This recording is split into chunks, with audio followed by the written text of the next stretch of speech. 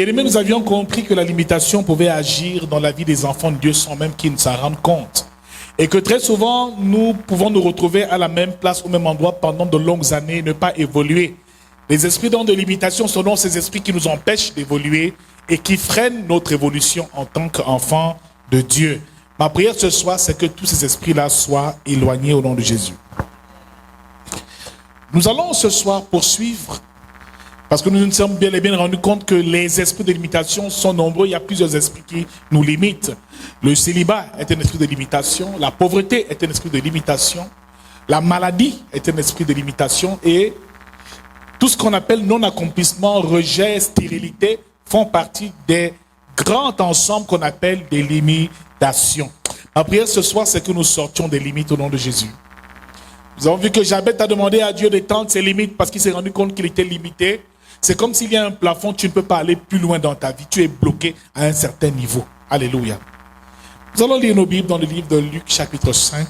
Le titre de ce chapitre 5, verset 1, c'est « La pêche miraculeuse ».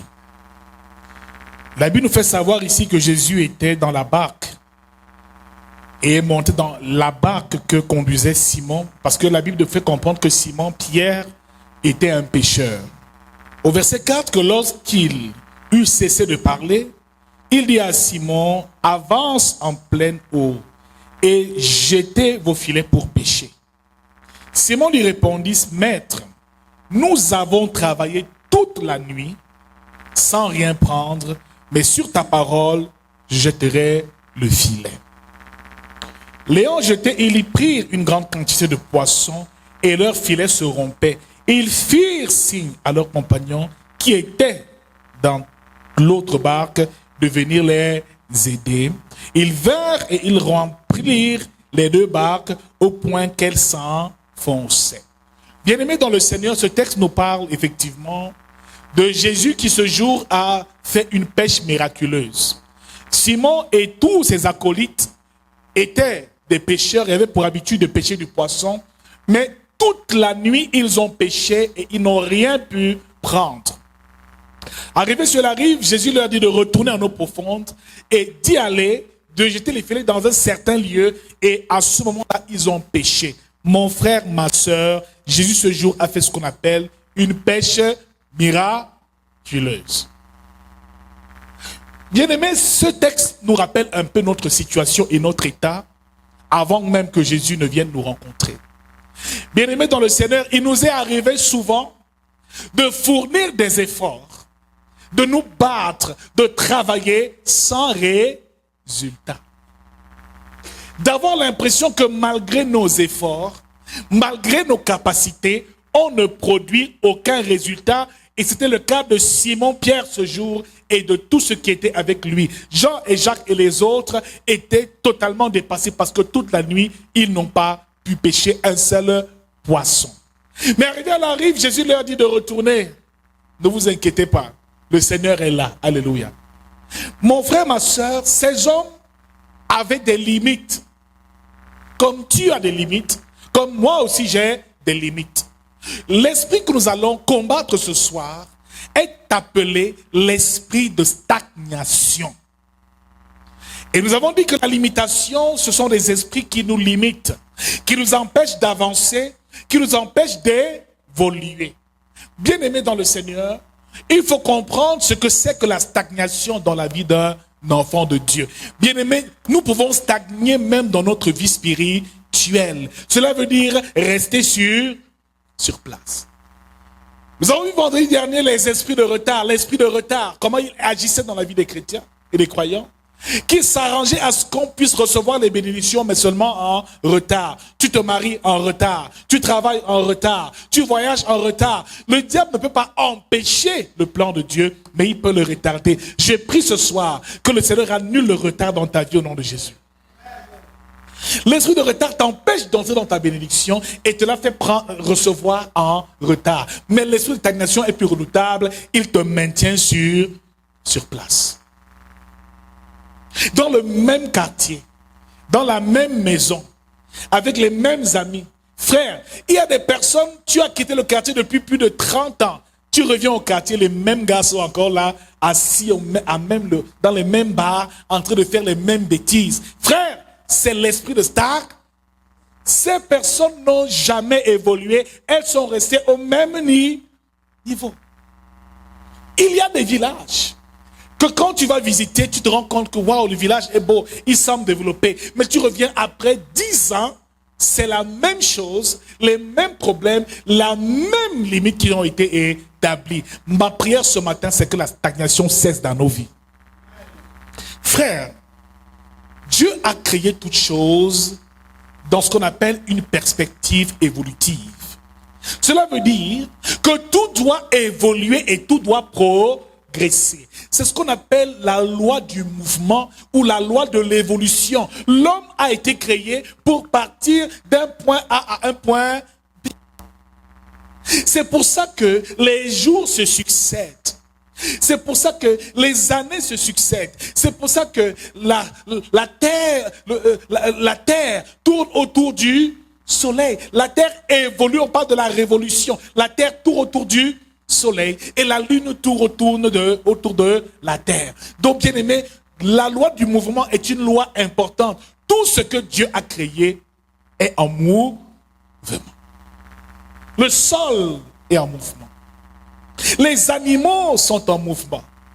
Même les créatures les plus infimes, les plus petites sont en mouvement. Il y a toujours ce qu'on appelle un processus d'évolution permanente dans la création. Dieu n'a pas tout créé le même jour. Il a créé les choses progressivement. Donc nous devons partir d'un niveau faible à un niveau plus avancé. Même la graine qui doit germer commence par la semence, par la suite grandit et devient un grand arbre.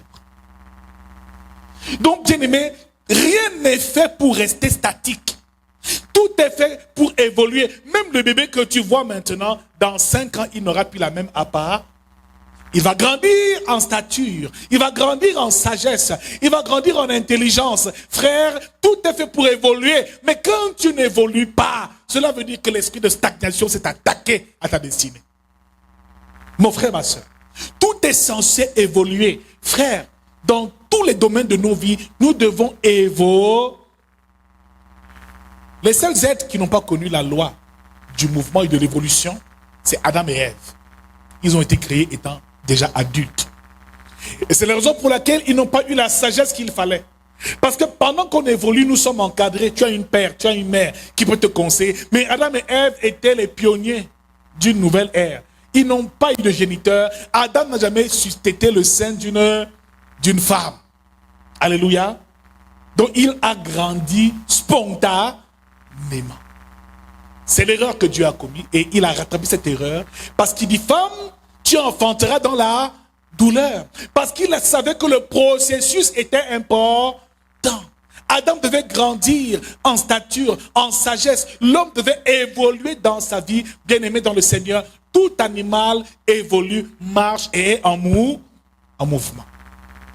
Mon frère, ma soeur, celui qui t'empêche d'avancer bloque ta destinée. L'esprit qui lie tes pieds pour t'empêcher d'aller dans un autre territoire bloque ta destinée. Frère, pourquoi les animaux doivent se déplacer? Pourquoi l'homme doit se déplacer? C'est pour trouver sa pitance. Cela veut dire c'est pour trouver de quoi manger, de quoi se nourrir. Il peut donc aller de territoire en territoire.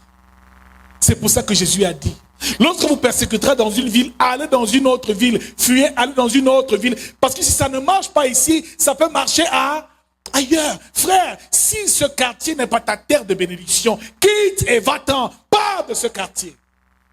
Si ce pays n'est pas le lieu de ta bénédiction, quitte ce pays et va dans un autre pays. Mais pour que tu ne voyages pas, il y a des esprits qui sont mandatés depuis peut-être l'alliance et l'autel de ta famille pour t'empêcher d'évoluer. C'est ce qu'on appelle les esprits de stagnation. Il y a des élèves qui passent 8 années pour avoir le probatoire.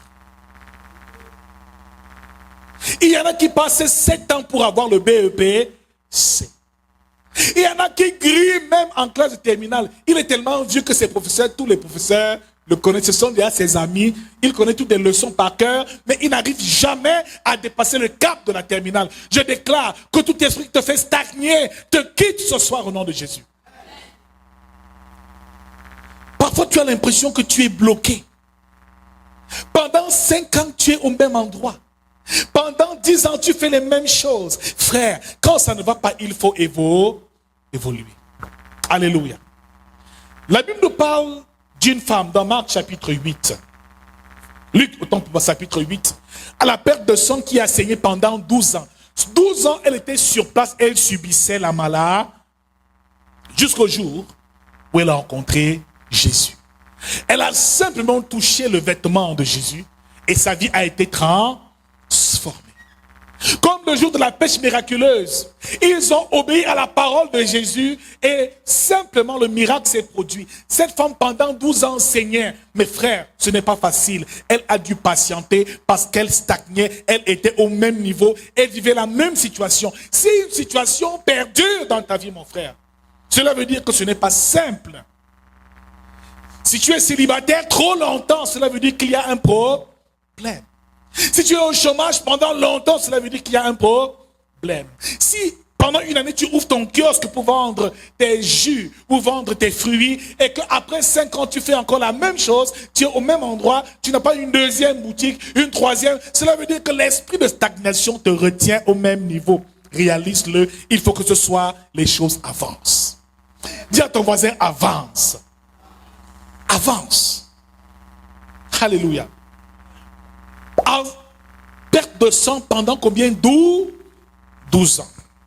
Dans Luc 13, verset 10. Une femme était courbée pendant 18 ans. C'était le fait d'un mauvais esprit qui faisait qu'elle marchait comme ça jusqu'au jour où elle rencontre Jésus. Bien-aimés, toutes ces personnes-là ont souffert pendant de longues années. C'est ce qu'on appelle l'esprit de stagnation. Frère, ce soir, nous allons inviter le même Jésus à nous faire avant, à déplacer nos limites et à empêcher à cet esprit de stagnation d'agir dans nos vies au nom de Jésus-Christ. Dans Jean chapitre 5, à la piscine de Bethesda, un homme pendant 38 ans était assis au bord de l'eau.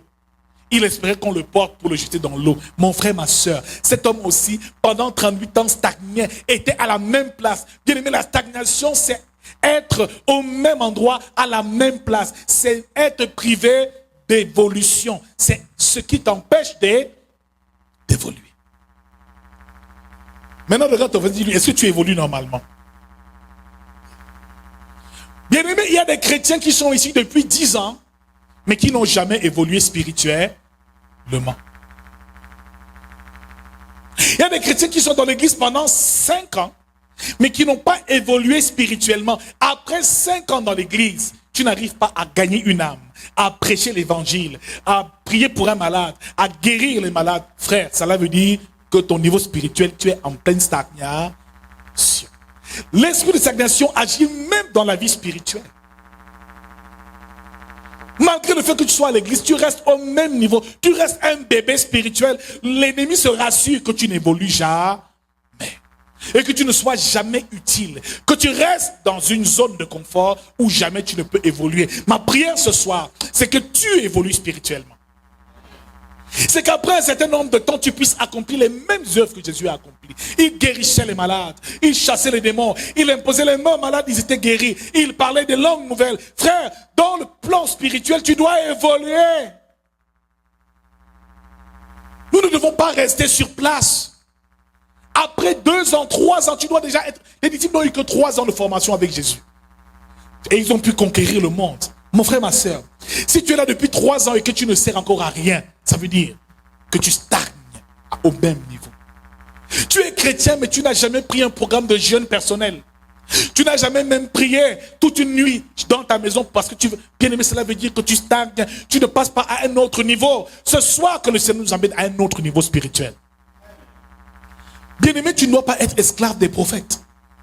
Dieu doit te parler. Car il dit que dans les derniers jours, je répondrai de mon esprit sur toute chair. Vos fils et vos filles prophétiseront. Vos jeunes gens auront des visions et vos vieillards auront des songes. Oui, sur toute chair, je répondrai de mon esprit. Ce que le prophète fait, tu peux le faire. Il faut simplement, naturellement communier avec le Saint-Esprit et évoluer. que tout esprit de limitation, surtout de stagnation qui agit encore, s'en aille de nos vies au nom de Jésus-Christ. Dans Marc chapitre 10, l'aveugle Bartimée était assis à l'entrée de la ville quand il a entendu que Jésus était en train de passer par là. Mon frère, il a crié, fils de David, aie pitié de moi. Parce qu'il était aveugle de naissance, il n'avait jamais vu Bartimée. Frère, certaines personnes n'ont jamais dans leur vie touché une somme d'argent conséquente. Tu as déjà 40 ans, mais tu n'as jamais touché 1 million avec tes mains, frère. C'est la stagnation. Je prie que tu touches des millions cette année au nom de Jésus. Alléluia. Bien aimé, il y en a pour voir un billet de 10 000. C'est un miracle. C'est pour moi, 10 000 pour moi. Oh, alléluia. Pour elle, c'est incroyable. Pendant que je vois, il y a des personnes qui gagnent des millions par jour, par heure dans ce monde. Mon frère, que la limitation, la stagnation prenne fin dans nos vies au nom de Jésus. Que cette limitation prenne fin dans nos vies au nom de Jésus. Dans Genèse chapitre 12, Abraham a dû quitter Charan. Il a quitté la maison de son père, de sa mère, sa nation, pour aller à Canaan, parce que Dieu lui a dit de partir. Tant qu'Abraham restait sur place, il n'aurait jamais pu entrer dans ce pays, cette terre bénie qu'on appelait Canaan. Mon frère, il y a des bénédictions que tu ne peux pas recevoir à certains endroits. Il y a des percées que tu ne pourras jamais faire dans certains endroits. Ruth et Naomi, la Moabite, ils sont rentrés encore à Jérusalem. Ils sont rentrés, Ruth et Naomi sont rentrés à Jérusalem après la mort des fils de Naomi. Bien aimés, elles sont rentrées. Elles ont quitté ce lieu-là où elles ont perdu père et enfant, mari, pour se retrouver à Jérusalem, pour retourner dans la ville natale de Naomi. C'est là-bas, bien aimé, qu'elle rencontre Boaz et elle entre dans sa destinée. Frère, il y a des lieux, si tu restes trop longtemps, ta vie n'évoluera jamais. David était en brousse quand Samuel est venu oindre David. Après qu'il ait reçu l'onction, prochaine étape, la Bible déclare que David est allé travailler chez le roi Saül. Il a quitté la maison de son père pour aller travailler auprès du roi. Comment devenir roi si tu n'as jamais appris auprès d'un autre roi? Dieu ne peut pas te faire roi sans que tu ne saches comment un roi se comporte. Comment un roi mange à table. Comment un roi gère son armée. Tu dois toi-même être auprès d'un roi pour évoluer. Frère, il y a des personnes qui gardent les mêmes amis toute leur vie. Toutes tes copines célibataires, sépare-toi d'elles, ma soeur. C'est l'esprit de célibat qui vous lie. J'annule cet esprit au nom de Jésus. Le premier signe d'un homme qui est tenu par l'esprit de stagnation, qui le fait rester sur place. Le tout premier, c'est quand une personne n'arrive jamais à quitter le lieu où elle se trouve. Quand tu es bloqué au même endroit, dans le même lieu, sur la même terre pendant longtemps. C'est pour ça que le peuple d'Israël a mis longtemps, 420 ans en Égypte. Un jour, Dieu leur dit, quittez l'Égypte. Ce jour est le jour de votre délivrance. Ils devaient donc quitter et traverser le désert. Mon frère, ma soeur, le problème peut ne même pas être que les sorciers t'en veulent, mais que tu es simplement au mauvais endroit. Tu es au mauvais endroit. Tu loues une maison depuis 5 ans et dans cette maison, rien n'évolue. Quitte, déménage et va ailleurs. Tu es dans un quartier où depuis de longues années, tu te bats mais rien n'avance. Cela veut dire que l'environnement ne t'est pas favorable. C'est la loi et le principe de l'environnement. Parfois, il faut quitter un environnement pour un autre pour réussir. Et quand tu vas quitter, tu vas atteindre le sommet au nom de Jésus. Bien aimé, c'est pas facile. Il y a des endroits pour partir, c'est pas évident du tout. Tu es né à Obobogo. Tu as grandi à Obobogo. Tu as fait l'école primaire et maternelle à Obobogo. Tu as fait l'école primaire. Tu as fait le lycée de Obobogo. Dieu merci, il n'y a pas d'université ici. Alléluia. Sinon, tu aurais fait l'université ici. Tu prends une femme ici à Obobogo. Tu accouches encore les enfants à Obobogo. Tu as fait quoi? C'est là où tu vis toutes tes souffrances. Certains vivent dans le même quartier depuis des années. Ils quittent la maison ici, mais ils habitent toujours dans le quartier. Frère, tes problèmes vont demeurer. Est-ce que le Seigneur parle à quelqu'un ce soir? Bien-aimé, il est temps que ce soir nous prenons des bonnes décisions, quittons les environnements qui ne nous sont pas favorables. Il y a des lieux qui ne nous bénissent pas. Et il dit, chaque lieu où il faudra la plante de tes pieds, je te le donnerai en possession. Cela veut dire quand tu arrives dans un lieu et ça ne marche pas, 1 année, 2 années, 3 années, bien-aimé, porte tes pieds et va ailleurs. Alléluia. Je me souviens, ma pasteur me dit souvent, papa vraiment, m'avait dit, ouais, la maison où on habite ici, vraiment, comme si les choses ne marchent pas ici, il faut partir. On s'organise. On va partir déménager. Après un temps, j'ai dit, on n'est même pas obligé de partir. Il dit, papa, tu as encore commencé. Tu as encore recommencé. Je veux qu'on déménage. Je dis, non, ma femme, c'est pas nécessaire. On est même bien ici. Il y a quoi? Bien aimé, les esprits de limitation aiment te lier. Ils aiment te faire stagner, rester au même niveau. Tu commences à prendre du plaisir, à t'habituer aux mêmes choses. Tu sais que tu as ton vendeur de soya là à l'entrée. Tu as ta femme qui te fait ton beignet haricot à l'entrée. Le marché est à côté. Tes amis du Congo, ça, du commérage sont aussi je vais les laisser, je vais aller où? Bien-aimé, fais attention. C'est ces gens-là qui te maintiennent sur place. Je déclare ce soir que tout esprit qui te limite au même niveau, au même endroit, te quitte au nom de Jésus-Christ. Et que toute limitation prenne fin au nom de Jésus. Frère, ça a assez duré. Il est temps de quitter de ce lieu et partir de cet environnement. Comme Marie et Joseph sont partis, quand le roi Hérode veut tuer Jésus, l'ange dit à Joseph de prendre sa femme et d'aller se réfugier en Égypte. Le temps est venu pour toi de partir. Alléluia. Le temps est venu pour toi de partir. S'il n'était pas allé en Égypte, c'est sûr que Jésus, on l'aurait fini par le tuer. Même le grand Moïse a vécu toute sa vie en Égypte. Mais un jour, Dieu l'a fait partir d'une certaine manière d'Égypte et il allait se réfugier à Madian chez son beau-père Jéthro, le père de Séphora, sa femme. Donc frère, il y a parfois des endroits où tu vis des secousses terribles, mais Dieu est en train de te dire qu'il est temps de partir. Tu es dans une maison, tu n'arrives même plus à payer le loyer, il faut partir.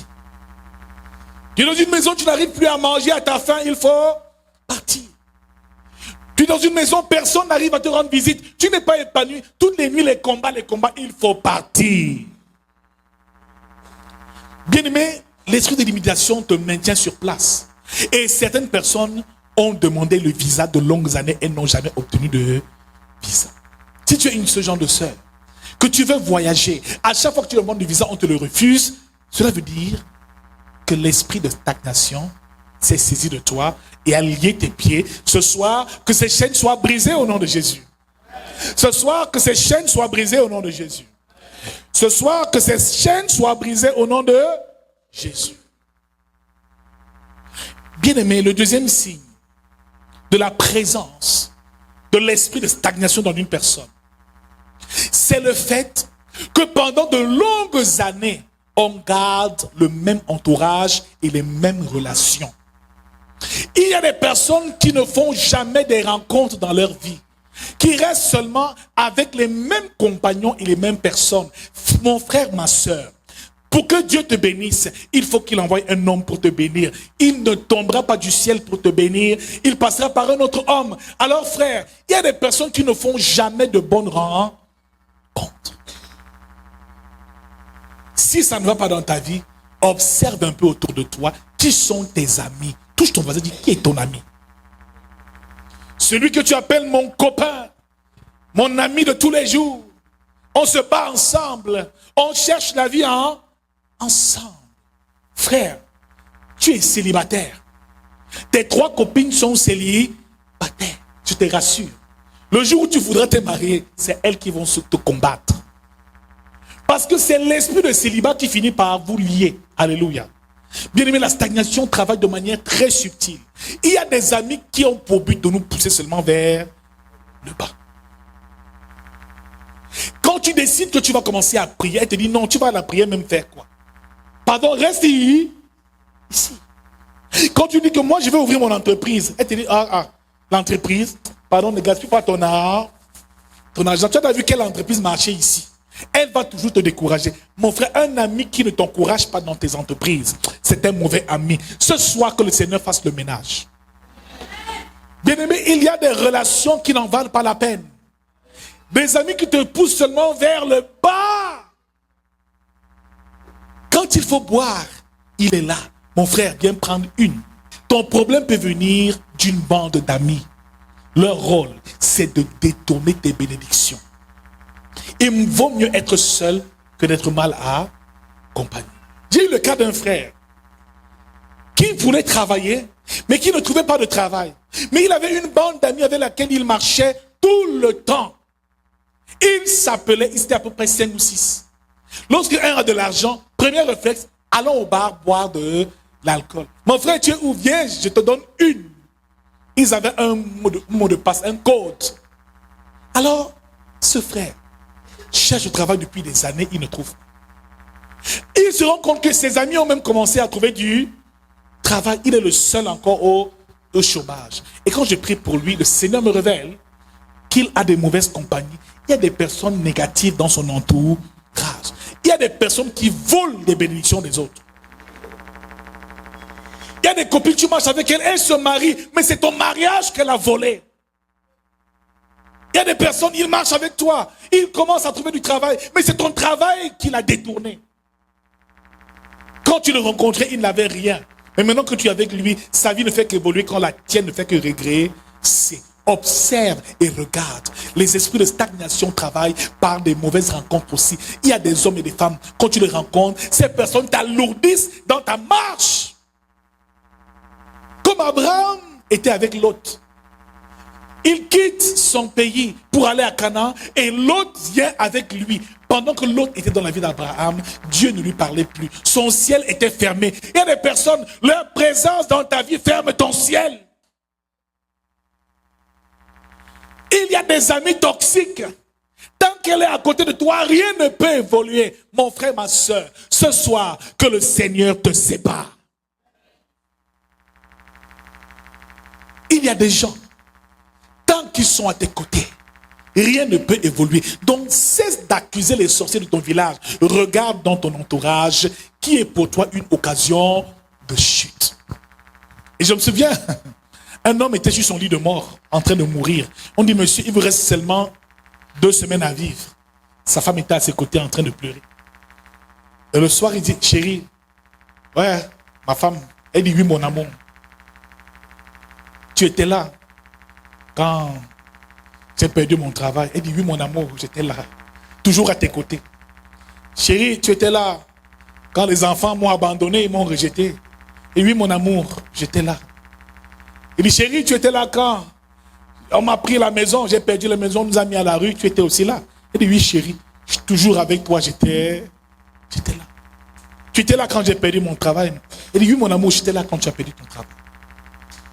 Il dit, tu étais aussi là quand tu tombais malade, n'est-ce pas? Il dit, oui, j'étais là à tes côtés. Quand tu tombais, tu es encore là quand je suis en train de mourir. Elle dit, oui, je suis là. C'est toi qui me prends de la poisse. Trop tard. Il était déjà en train de mourir. Je déclare que personne ne te volera ta vie. Ne te volera ton mariage. Ne te volera ta santé. Ne te volera tes bénédictions. Que le Seigneur ouvre tes yeux et que tu réalises qu'il t'aime sincèrement. Ce n'est pas tout le monde qui t'aime. Ce n'est pas tout le monde qui dit t'aimer, qui t'aime réellement. Certains sont avec toi juste pour t'exploiter. Ils cherchent la lumière. Tu ne le sais pas. Ouais, vraiment, ma soeur, je t'aime beaucoup, j'aime te voir. Même à l'église, fais attends. Il commence à trop te coller là. Marco, c'est comment ma soeur? Tu habites même où? Il vient te visiter. Ah, ton mari est bien. Non, elle cherche. Les sorciers aiment bien la lumière. Quand tu vois la lumière chez toi, ils s'approchent pour l'éteindre. Je déclare que tout sorcier dans ton entourage, le Seigneur le chasse et l'expose au nom de Jésus. Frère, ce type dit, maintenant ma femme, je suis en train de mourir, tu es encore là. Elle dit oui. Quand tu m'as rencontré, je n'avais aucun problème. Elle dit oui, tu étais superbe, une belle carrière, une belle maison, une belle voiture. Il a tout perdu seulement parce qu'il est tombé sur la mauvaise femme. Donc mon frère, ma soeur, quand ça ne va pas, regarde autour de toi. Même celui qui est à côté de toi, il doit être passé au scanner. Amen. Il y a des hommes, tu les rencontres, ta vie s'éteint. Ils éteignent ton étoile. Ils éteignent ta destinée. Ils court-circuitent ta destinée. Ça se ressent. Rien ne va plus. Alléluia. J'ai connu un pasteur qui avait une église qui était florissante, qui grandissait. Mais il y a un serviteur de Dieu qui est venu. Oh papa, je veux travailler avec toi. Depuis que ce gars est arrivé, c'est grave. Les fidèles ne font que partir. Mais ils ne le réalisent pas. Donc que le Seigneur ouvre nos yeux, qu'il nous fasse discerner. Alléluia. Qui est à nos côtés et qui nous aide dans notre évolution? Il y a des aides de destinée qui existent. Des hommes, quand tu les rencontres, ils te propulsent vers le sommet. Tu apprends des choses. Tu grandis spirituellement. Tu grandis matériellement. Tu deviens un meilleur homme, une meilleure personne. Moi, j'ai des amis, si je les appelle, maintenant, je commence à les voir. En une semaine, je serai constamment dans les maquis. Tu sais du pasteur? C'est comment? Dans les maquis. Tu dis, papa, comment tu retournes encore dans les maquis? Non. Si ce gars-là revient dans ta vie, ça veut dire que toi, là, ta mort n'est pas loin. Alléluia. Donc, qui va assainir son environnement? Qui est prêt à se séparer ce soir? Que le Seigneur libère ta destinée au nom de Jésus. Au nom de Jésus. Troisième signe, on termine bientôt, d'une personne qui est tenue par les liens de la stagnation. C'est une personne qui n'évolue pas dans son travail et dans l'œuvre qu'elle accomplit. Ni spirituellement, ni matériellement. Parce que tu peux évoluer spirituellement. Hein. Matériellement, ça arrive aussi. Spirituellement, tu prends de la hauteur. Dieu te prépare, ça arrive. Mais quelqu'un qui fait la même chose et qui ne jouit jamais du fruit de ce qu'il fait, il reste au même niveau, à la même position. Garde la même posture. Tu vends les oranges. Après 15 ans, tu vends les mêmes oranges. Il y a un problème. Amen. Alléluia. J'ai connu un papa comme ça toute sa vie. Derrière un taxi, il a 82 ans. Il est toujours derrière un vieux taxi en mangeant les arachides. C'est celui qui va mourir. Il va mourir en conduisant le taxi. Amen. Tu es dans sa voiture, tu le vois, tu dis pas, le père. Tu as conduit mon grand-père, mon père même tu l'as conduit. Toi tu es encore là. Comment c'est possible qu'après près de 40, 50 ans, tu conduises encore un vieux taxi? Donc même dans ton travail, tu dois évoluer. Évoluer sur le plan du travail, des connexions. Évoluer dans tout ce que tu entreprends. Si tu fais le même travail depuis de longues années et que tu n'as eu aucune promotion, c'est un esprit de stagnation. Alléluia. D'autres viennent dans l'entreprise, ils grandissent, ils deviennent même tes patrons et tes chefs. Tu es toujours là au même poste. Fais très attention. Je suis sûr que tu as déjà rencontré quelqu'un qui vit une telle chose. Ça arrive tous les jours. Quelqu'un vient te trouver dans une affaire, mais il évolue en 1 an, 2 ans. Toi, tu es tout derrière en train de faire les mêmes histoires. Cela veut dire que la stagnation t'a saisi. 4e point, signe de la stagnation dans la vie d'une personne. Lorsque tu rêves toujours du même lieu. Lorsque tu rêves toujours du même lieu. Chaque fois que tu rêves, tu es au village. En train de manger les prunes avec ta grand-mère. Et de piler les noix de je ne sais pas trop quoi dans la case de ta grand-mère. Et à chaque fois que tu rêves, tu te retrouves toujours au même endroit. Dans une chambre quelque part. Dans un champ en train de travailler. Dans une maison en train de faire telle chose. Frère, sache que c'est un esprit de stagnation. Dans ce village-là, on t'a lié quelque part. Je déclare que quel que soit ce qui te lie dans un village, dans une maison, dans un lieu, que ce soit, toutes les chaînes se brisent au nom de Jésus. Frère, ma soeur, tu es mariée depuis 10 ans avec un homme qui t'aime. Mais quand tu rêves, ce n'est jamais ton mari que tu vois, c'est toujours ton ex, Gaspard, qui est dans tes rêves, en train de te faire plein de bisous. C'est suspect. Ce type a dû faire quelque... Il n'a pas le droit, après 10 ans, je suis depuis bien marié, je rêve encore de mon ex. Comment? Ça veut dire que quelque chose me lie à cette personne, me fait stagner. peut-être me pose des problèmes dans mon foyer. Je déclare au nom de Jésus que cela cesse au nom de Jésus-Christ. Alors qu'en cause de la stagnation, il y a parfois des malédictions ancestrales et familiales. Les familles, ce que les ancêtres ont fait, ce que les aïeux ont fait, peuvent t'atteindre. Et il fallait que Gédéon, dans Juge chapitre 6, renverse l'autel de Baal de la maison de son père pour que sa vie aille de l'avant.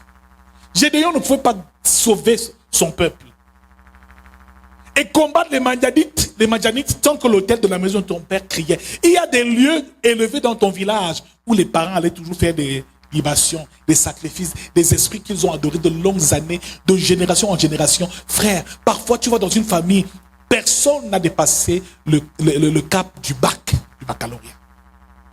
D'autres n'ont jamais été recrutés dans une vraie entreprise. Tous se débrouillent. Aucune fille n'a jamais eu un vrai mariage. On met l'alliance, on se marie, on te dote. Non, c'est toujours le viens, on reste. J'annule cela dans ta vie au nom de Jésus. Ça ne vient pas de toi.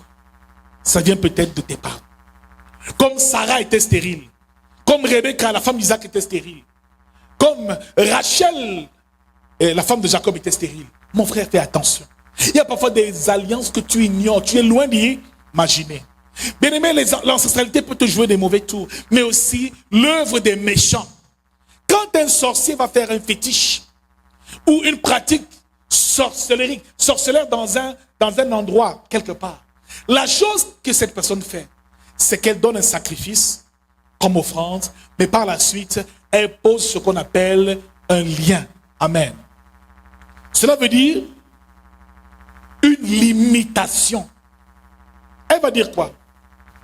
Vraiment, que durant toute sa vie, ma sœur Marguerite n'accouche jamais un enfant. Pendant qu'elle parle, elle est en train d'attacher ta destinée. Ne trouve jamais un enfant durant toute sa vie. Qu'à chaque fois qu'elle accouche, qu'elle conçoive, qu'elle fasse des fausses couches. Après avoir dit ça, elle va enterrer ou elle va jeter dans l'océan. Ma soeur, chaque fois que l'enfant va naître, tu vas perdre le bébé parce qu'une personne a imposé ce qu'on appelle une limite. Elle a borné ta vie, elle a mis un cercle, elle t'a mis dans une cage. Tu ne pourras pas sortir de cette cage tant que tu n'as pas brisé cette limite au nom de Jésus-Christ. Bien aimé, il y a des personnes qui de génération en génération sont liées à ce qu'on appelle l'esprit de la tortue.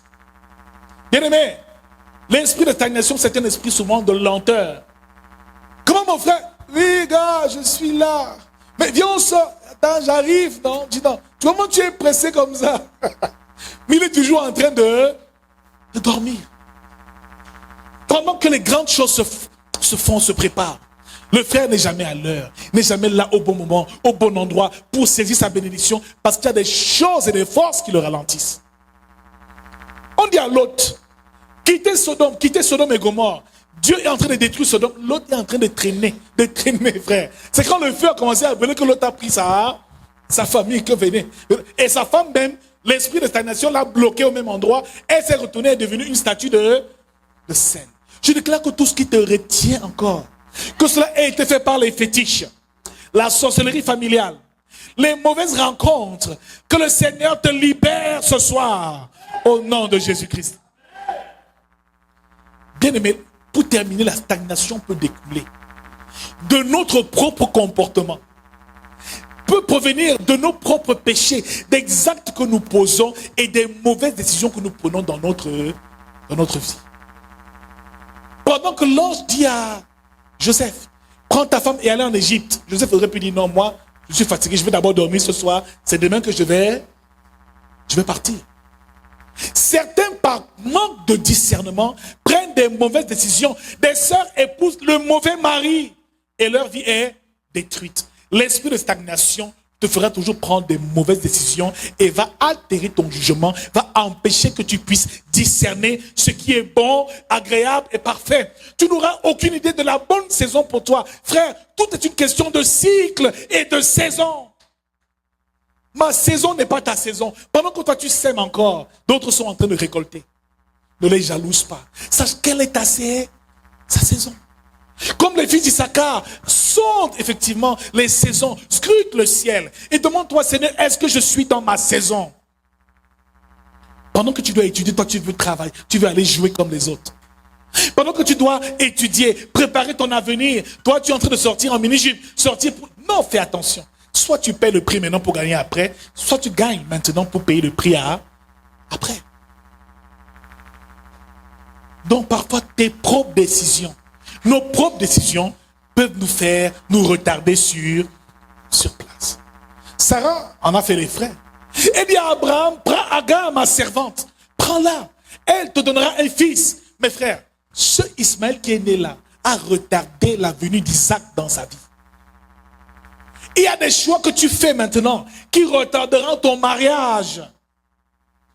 Pendant que tu prends la liberté de sortir avec un homme marié, c'est ta destinée, ton futur mariage que tu es en train d'hypothéquer. Pendant que tu détournes l'argent de quelqu'un d'honnête, tu es en train de détourner ta richesse, ton abondance future. Donc il y a des actes, quand on les pose, cela bloque totalement nos vies. On reste au même endroit. J'ai eu le cas d'une femme qui est venue me voir. Homme de Dieu, je veux accoucher. Je veux accoucher. On dit que je suis stérile. Je veux accoucher. J'ai honte dans ma belle famille. Ça ne va pas. Je dis, mais maman, tu as déjà un enfant? Elle dit, non, je n'ai pas d'enfant. Le Saint-Esprit me dit que tu as un enfant. Elle commence à pleurer. Pourquoi est-ce que tu me caches que tu as un enfant? Pardon, personne. Hey, homme de Dieu, Dieu vous parle. Hein? Ouais, Seigneur. Comment vous avez fait pour voir? Dieu vous parle. Hey, pardon, je suis même en train de trembler. J'ai peur.